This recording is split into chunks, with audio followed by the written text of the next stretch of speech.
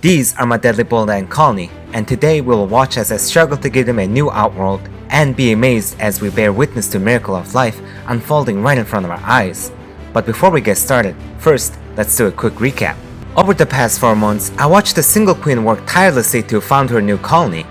It was a slow start at first. For the initial 2 months, she only managed to raise 1 worker. But it wasn't long until she had about 10 workers. That's when I gave them a medium-sized Wakushi outworld and my DIY founding colony nest. And here the colony started to gain momentum, and I knew it was only a matter of time until I need to upgrade their nest. And so I did. I built them a medium-sized nest which should be fine until they get around 1 to 200 workers. All was going well until I realized the Wakushi outworld was not the best choice for these deadly ants. I don't think Wakushi had bullet ants in his mind when he was designing this outworld, and I probably should have given it a thought about this too. One of the major issues these ants presented was that they are dirty girls. I can confidently say their poop is probably the nastiest in the ant kingdom, and unlike other ants, they do not care where they leave that thing. They will relieve themselves on the sand, in their nest, and even on their walls of the outworld. And unlike other ants, they do not organize their trash pile, so it makes it very difficult for me to clean up after them. Every time I go in to clean, they always try to attack me. And that brings me to my next point. I'm a wuss. I'm terrified of getting stung by these girls, and on top of that, I forgot to place a flu on when I get in these outworld. And now these bullet ants roam free everywhere. The slightest opening of the lid will start a massive attack from the colony, and it is terrifying. Furthermore, the water supply is not ideal. As you can see, I placed a test tube with water in it. But what these ants would do is pull on the cotton so much that it would eventually lead to the water spilling out and flooding the base of the whole outworld. This happened once before, and it was pretty annoying because some of the ants tried to nest within the humid sand. And even when the sand dried out, the stubborn ants would not move out. And to remedy this situation, I will be stealing this acrylic box from my laziest Niger colony. And yes, these girls are doing amazing. I would say they have about 200 workers by now. They're not quite as active as I thought they would be, and plus they're living in this tubs and tubes setup, which is quite hard to record. And that's one of the main reasons why I don't usually make video on these girls, but I do love how they look. Alright, I'm getting distracted, where was I? Yes, making my bullet ants a new outworld. I thought about just keeping the cocoa fiber setup as is, but I decided to go with the sandy dune theme. It's quite a simple setup, yet I tried to make things as aesthetically pleasing as possible. There are 2 rocks I got from my backyard to make some kind of canyon, and with a stick connecting the two. Now here comes the scariest part, connecting the tubing and moving the remaining ants that's in the old outworld. I waited patiently for the perfect timing when there are no ants near the tubing and the connector. I quickly blocked off the exit as fast as I could, and all I could be thinking was, oh my god, holy crap, I forgot to close out the tubing to the outworld. Please, please, please do not escape. And luckily no ants did, and I was able to close out the tubing as well. But I wasn't out of the woods yet. There were still about 12 workers in the old outworld, and you can visibly see me shaking as the thought of going in and grabbing these ants one by one was just dreadful. And every time I tried to open the lid, the ants would come closer. It was just a nightmare.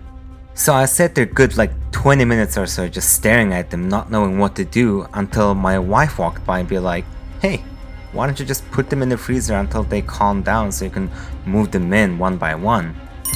And I was just like, oh my god, you're a genius. And that's what I did. I placed them in the freezer about 2 minutes until their movements became sluggish, and I was able to pick them up one by one. The cold did not harm them, but I would definitely not recommend doing this to the queen. They seem to be enjoying their new large outworld as they have plenty of space to explore and hunt, and not just be crammed into a small space. And as an ant keeper, it brings quite a joy to see your ants enjoy and thrive in the environment that you provide for them. To celebrate the new outworld, we must throw a feast and a hunt. But first, I will provide them a few dishes. Each of these dishes will be placed in different locations, and one will have constant supply of water and the other will have sugar water and protein. I believe this is what sets the bullet ant apart from other ants. Not only do these girls have deadly stinger, but they also have this awesome water bending power. They can collect droplets of water in their mandibles and are able to carry it all the way back to their nest, even sugar water.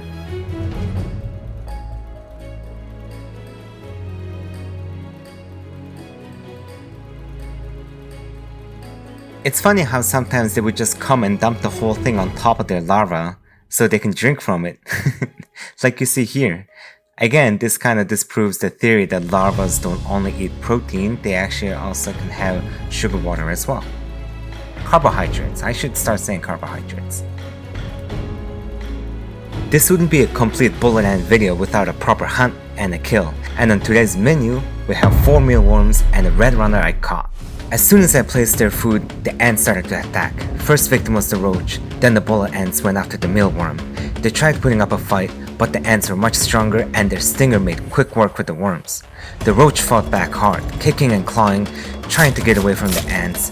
But the ant had a firm grip, and she repeatedly stabbed her with her deadly stinger until the roach was no more.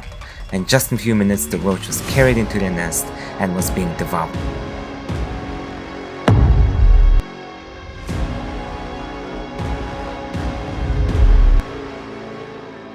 But these worms and roach did not die for nothing. When I came back to check on the nest, I saw the queen laying an egg, and not only that, there was a new worker emerging.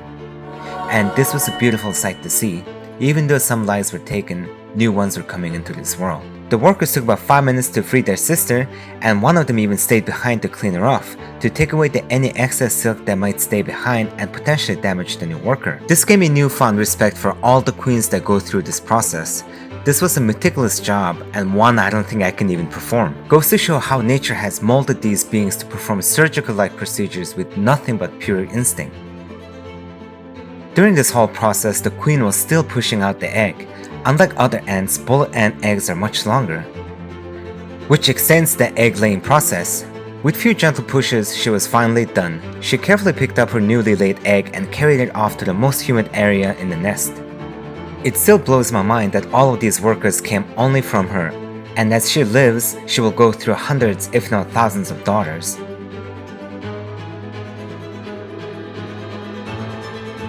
Now that she had placed the egg here, her motherly care for the egg is done. The egg will be at the care of her other siblings.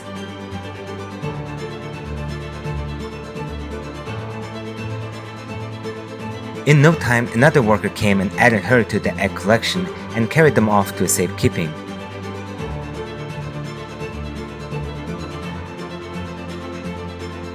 There are so many workers on the way and I couldn't be more excited. I hope to build naturalistic setup for these girls one day and to see how they hunt and live in a place that's not too artificial. For that to happen, I want this colony to reach somewhere between 200 to 300 workers. With the fast growth of this colony, I'm sure that day is around the corner. I truly loved watching the whole process unfold today, and I hope you did too. And if you did, make sure to like and subscribe. Let YouTube know that ant keeping is an awesome hobby. Thanks for watching guys, and I'll catch y'all on the flip side. Bye!